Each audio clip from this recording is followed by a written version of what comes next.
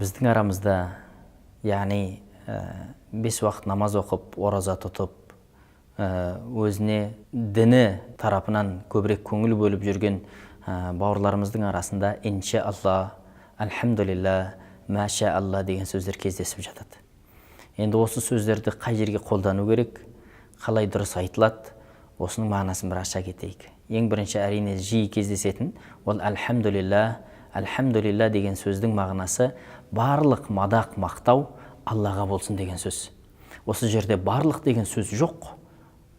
Тіл қағидасымен келіп қарайтын болсақ, бұл хамды деген арабта мадақ мақтау дегеннің мағынасын білдіреді. Ал енді барлық дегенді қайдан алып шықтық десек, бұл араб тіліндегі қағида әлиф, ләм, хамды сөзіне жалғасып тұрғандықтан, бұны истиғрақи деп атайды наху қағидаларында. Бұл барлық мадақ мақтауды қамтып кетеді екен ішіне. Адам гүлге қарап таңғалса да, бұның артындағы гүлдің әдемілігін емес, артындағы жаратушысын айтады. Адам бір тауға қарап таңырқанса да, ол таудың артында тұрған жаратушысына қарап мадақ айтады. Яғни альхамдулилля деген сөздің мағынасы тек қана әлемдердің Раббысы, барлық көзге көрінер көрінбестің жаратушысы, мадақ мақтау сол Аллаға тән екенін білдіреді. Ал енді иншаалла деген сөз бұл Алла қаласа деген мағынаны білдіреді.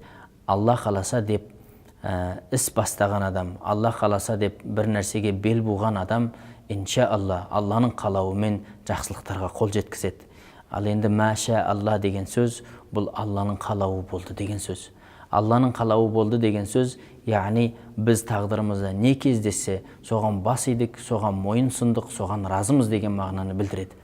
Мәшә алла деп бір нәрсеге таңырқануда, мәшә алла деп бір істің оңғанында, я оңбай қалғанда, қай бір жағдай болмасын, мұсылман адам өзінің басына түскенге солайша, яғни Аллаға разы екенін көрсетеді.